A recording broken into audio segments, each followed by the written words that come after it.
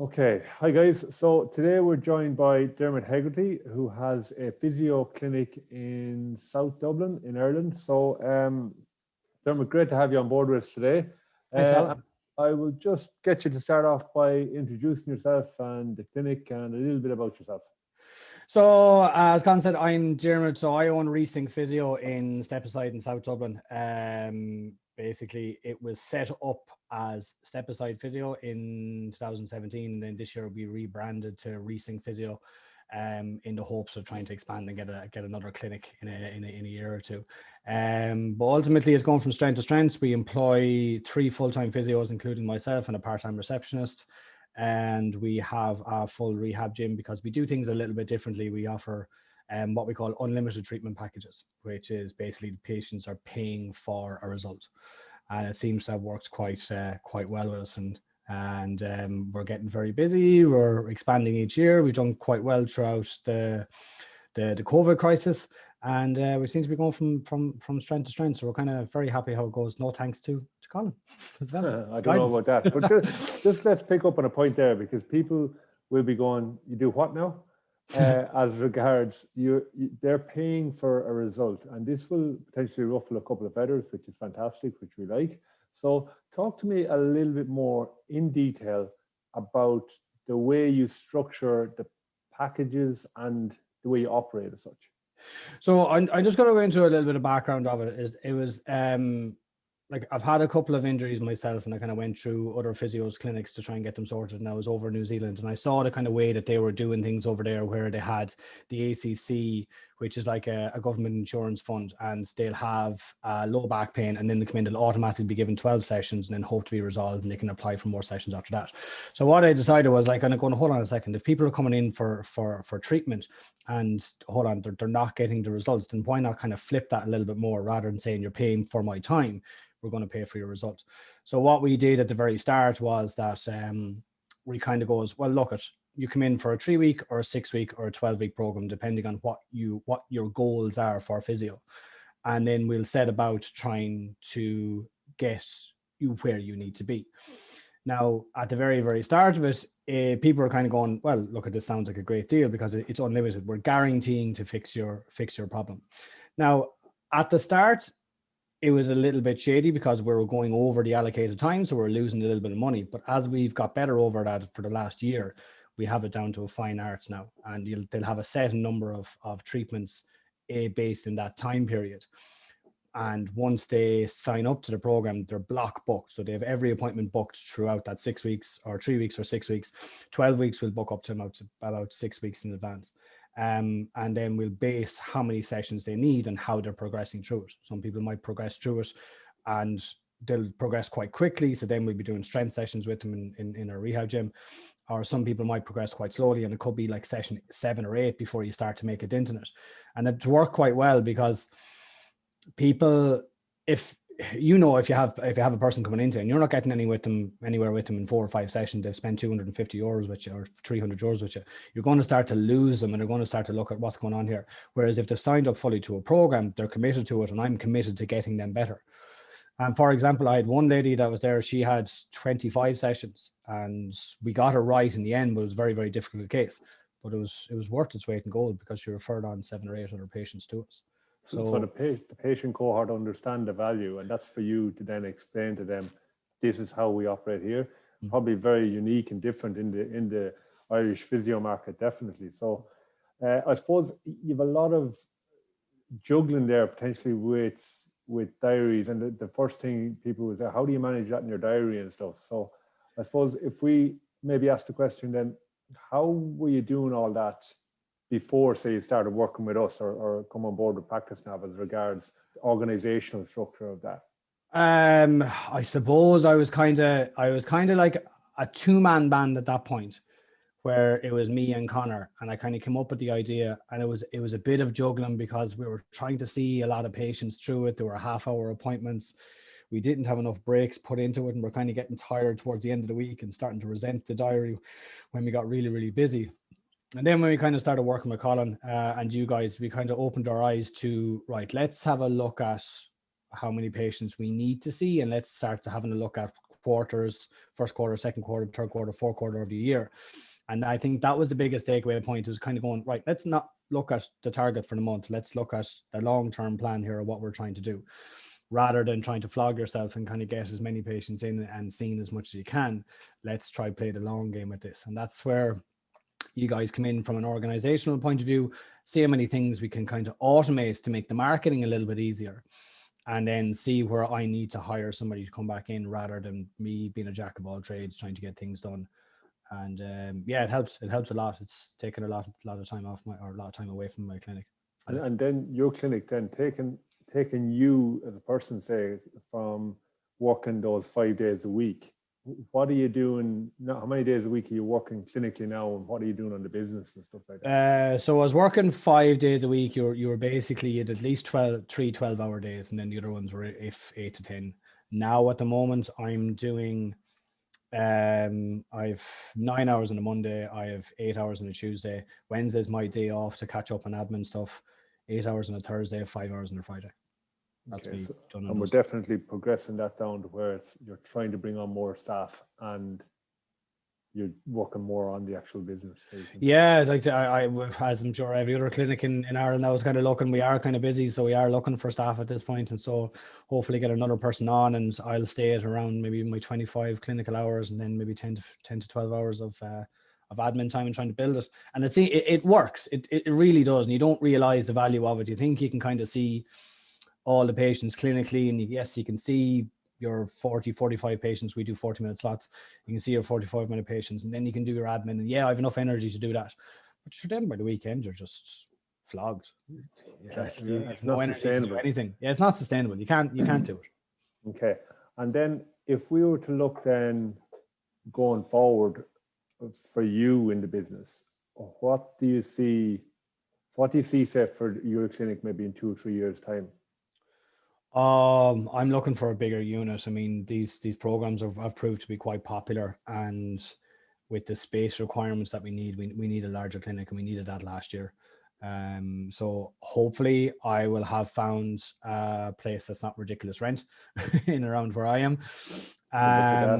Yeah, and what we're trying to move a lot of the stuff online. So we're starting podcasts, and we're going to do some online rehab programs and stuff like that, where you can kind of gain more people in and create a kind of more passive stream of income coming in for the clinic, which will obviously help everybody along and try and make our service an awful lot better. We've developed a lot of welcome packs for people, and now we're starting to develop kind of info sheets for patients, which all adds value to them. And they're only the little things that the patient might not appreciate, but subconsciously they're kind of going, oh, that was a nice thought. I kind of heard about that. And it makes our reputation a lot better. Like. And I suppose if we were to look at that success pathway that we have, you're hovering around the 4 to 5 figure on it, which is great, because we've gone from like probably a 2, which is just you, and then we're definitely moving along that pathway. So that's a good thing. Yeah.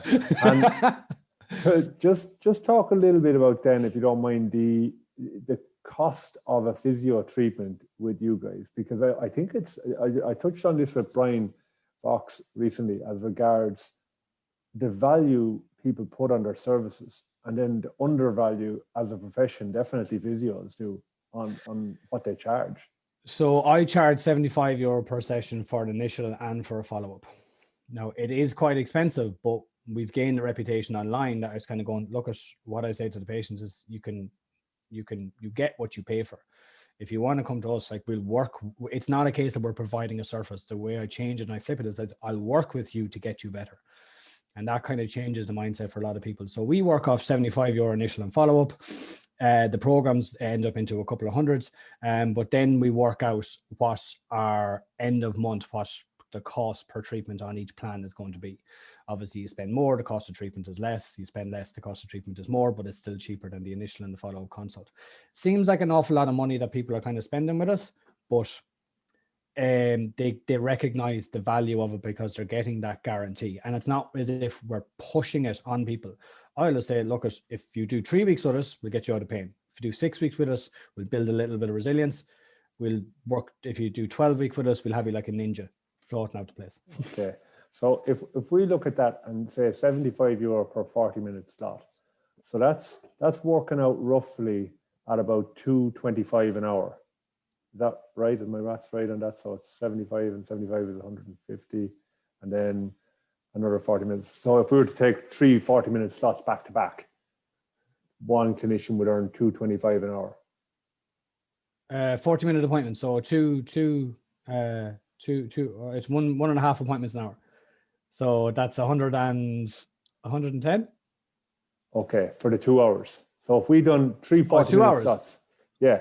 I'm just looking at it from, because other physios will be doing the metrics on this going, oh, what does that work out at per hour? But if we had 40-minute slot, 40-minute slot, 40-minute slot back to back for you, 3 people at 75 euro per slot, that would work out at 225. Yeah. So if physios are calling that expensive, or other healthcare professions are calling that expensive, just to put it in context, we charge 65 euro per 30-minute slot.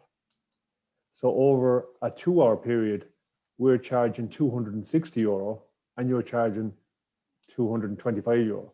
So you're still cheaper in essence. And I know the 40-minute slots, we talked about this a couple of weeks ago, were as a result of the COVID crisis and stuff with the clean down and stuff, because it is in a different environment and a different context. So if people are going, wow, 75 euro is really, really expensive, I'm just going, well, if you look at the metrics another way, it's probably not. And you know, if we look at the time limits on it, once you're able to reduce the time, it's probably more valuable then.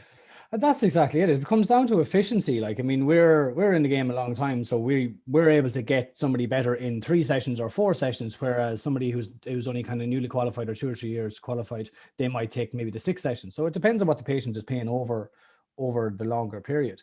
But I have a few people kind of don't like the way it's a little bit expensive, and you get a little bit of a backlash in the phone. But I was like, look, we get the results. So it's not about paying for, again, I'm flipping it. It's not about paying for a service, paying for a result. Yeah, okay. Very good. Yeah, definitely a good approach. And I think it will become a more mainstream approach. I've worked in New Zealand and Australia myself. And yeah, you do see the packages there with the ACC, and it does make a difference, and it makes sense. So yeah, it is something we definitely offer packages going forward. But you're not pushing packages on people, you're offering them the choice. I dangle the carrot. Yeah. I says, you can have this, you can have this, you can have this. What are your goals? What do you want? And if it's example, like they come in, 50-year-old woman wants to, nice and active, wants to keep running, has a sore knee. I says, look, we can get you out of pain in 3 weeks. Or let's have a look at your 10K or 5K times. We'll get those 5K times down by 30 seconds if you give us 6 weeks to do it and improve your running efficiency. So it's what people want. I'm only providing the service and the packages for what I see that comes into my clinic, and I try to match it for each person's. Yeah, your service in the market. That's what you're doing. Yeah. So if we look then going forward, where do you see the physio profession in Ireland? Because I could ask healthcare in general, but the physio. I think we have to start offering more services. It can't just be physio. I think what's going to happen with the new cohort of physios coming around, and the kind of massive boom of the fitness industry over the last 10 years, all these new grad physios have backgrounds in strength and conditioning, understand weight training an awful lot better. And that's not the only area that I think is going to increase, but I think physio is going to kind of mix very, very closely with the fitness industry to try and align health goals with patients.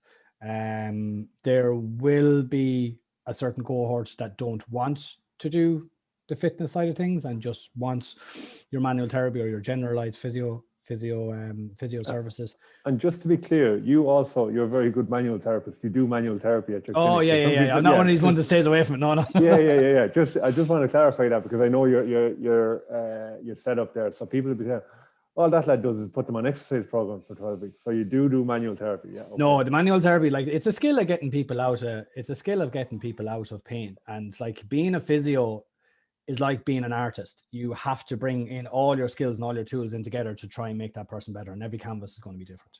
And that's what we kind of explain between the difference between therapists. But as regards the physio profession, yeah, I think there's going to be an awful lot more services. It won't be just what we've learned in college and the courses we've done outside of that. We're going to expand into different areas, and hopefully the patients will realize the benefit of it, where it's not going to be your traditional physio clinic.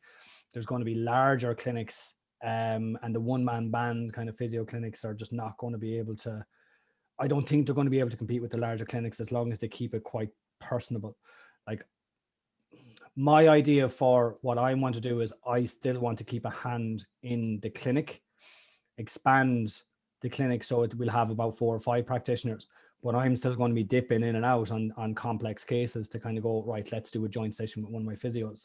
Whereas maybe some of the other larger clinics where the owners are not actively involved in clinical treatment, I think some of them don't match the value that when the owner is involved with the treatment of the patient. So I think it's kind of trotting along down that way.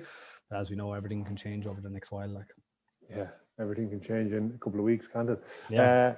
So if you were, final question, if you were like a physio or new grad, or you've been watching us, say, watching PracticeNav and going, oh yeah, that lad, he talks a lot, whatever.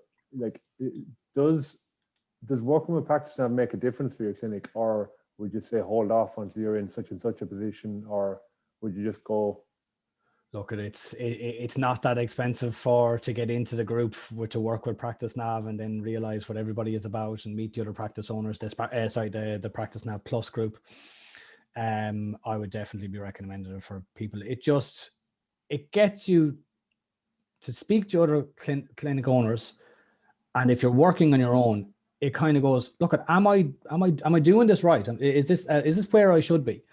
And then you kind of go, well, this is where this person should be. And you compare and contrast. Everyone's situation is different, but it just gives you that little bit of confidence to kind of go, oh yeah, I did this really well. I did that pretty poorly. How can I make that better? Guys, what have you done in this regards the next time? I think even for myself and Paddy, that's what we found the value of that group. It's because we're chatting to the likes of you know, all the different guys in the group and girls in the group, and there's some legends in the group, because there's a vast array of experience from even new grad a year or two out trying to get their clinic up and going to looking at exit strategies towards the end. So it's the real mix and match. And I suppose our journey is probably somewhere in between, in the middle of both of those spectrums. And yeah, we've got everyone in the group, but kind of that will have something to offer, I suppose. It's nice because we're never, like, as a clinician, as you're working on your own, you're never going to know everything. And it's nice to have somebody to call on. You kind of go, Monday morning, right, I have a couple of questions I need to ask here, and that'll give me a bit of an answer. Whereas you could spend 4 or 5 hours chasing your tail on Google, trying to go, maybe it's this, maybe it's that, 4 or 5 hour phone calls later, and you still haven't a fucking clue what's going on. Yeah, fair enough. That is true. Yeah. Look, I won't take up any more of your time. Thanks for taking the call, and I'll chat to you next Monday. Thanks, Colin. Take care. All right, sound.